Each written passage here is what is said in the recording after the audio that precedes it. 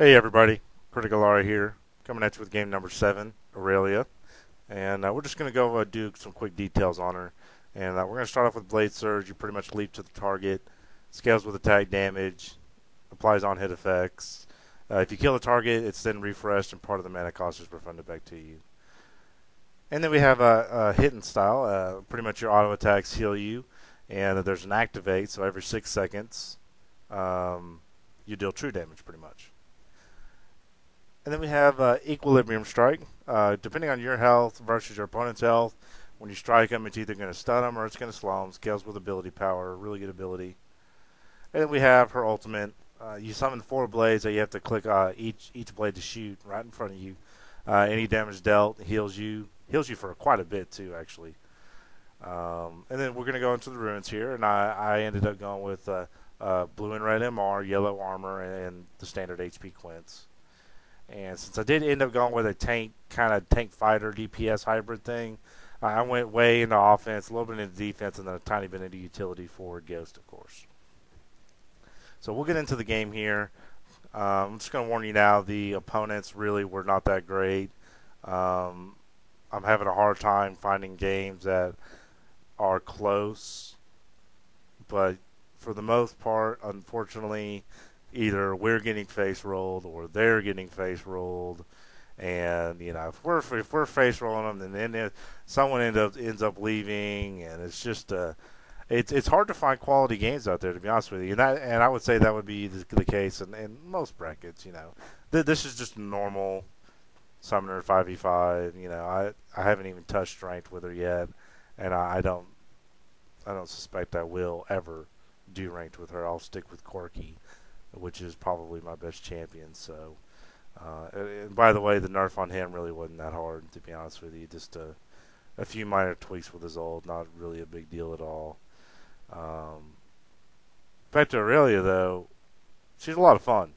I have a fantastic time playing her, especially with Blade Surge. Oh, it's so much fun, especially combined with a Triforce. You hit a minion once, Q. It's refreshed and mana's refunded. You can just boom, boom, boom, boom, boom.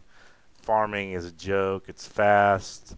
You just leap to each target, and the fact that it's refreshed every time you get the killing blow, it just makes it a lot of fun. It's been a while since I've actually had fun with an ability. It's an ability here. Click it, you do stuff. I have a really good time with it. I look forward to using it.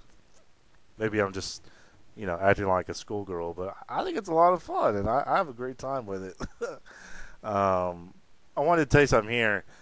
We were going to get into a team fight right here, and we do kind of skirmish a little bit, but Singed actually comes in and lures us away from the tower because it's low.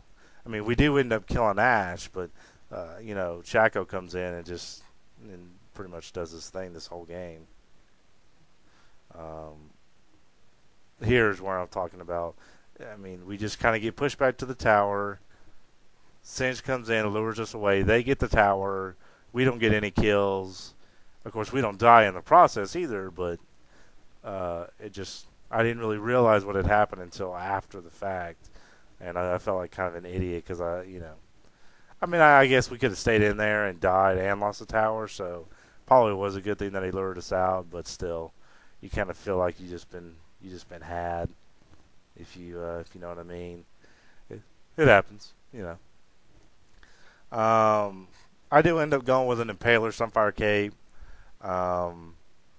It was a really short game, so I didn't get the full item build that I wanted, but it's definitely not the only way to go. I don't think she's that great of a jungler. It can be done, but it's just not my cup of tea. I just don't enjoy doing it, and I'm not very good at it either. Attack speed lifesteal, it helps. You want to get some, but you don't want to base your entire build off of it. You really don't last very long in team fights at all. I would say right now the best build is working around his Triforce, to be honest with you. Triforce attack damage, definitely Guardian's Angel for sure. Maybe an Impaler if you need a little bit more, resistance. Stark's Fervor. But I would say definitely Triforce is the prime build, especially early game. If you get Sheen early game, you really do quite a bit of burst. It's really quite impressive actually. Um, and I think now that I've tried that build, I think that's the way I'll be playing her from now on. Um, since Q does apply the on hit effects, there's just no reason not to get a Triforce or a Sheen at least minimum. Minimum. And then you get the Fiage and the Zeal along with that, so that's always a bonus with the Triforce. Just a great overall ability for the price that it is, even though it's a little expensive. But you get a lot of bang for your buck with the on hit effect for attack damage. So I like it. I think it works out really well for her. Her ultimate is a very low cooldown, and in my opinion, it's a forgettable ultimate. It's nice when you know you're low health, you can just hit some minions. I do get 1 or 2 kills, I believe, or assists off of the ultimate, but it's not that great. I mean, it's okay, but I don't know. I don't like it very much. I don't like the way I have to position myself to get it off. I just don't like it very much. I think her other abilities outshine her ultimate by leaps and bounds. But that's just me. I kind of have a hard on for Q at the moment. So, but that's because I'm a silly goose.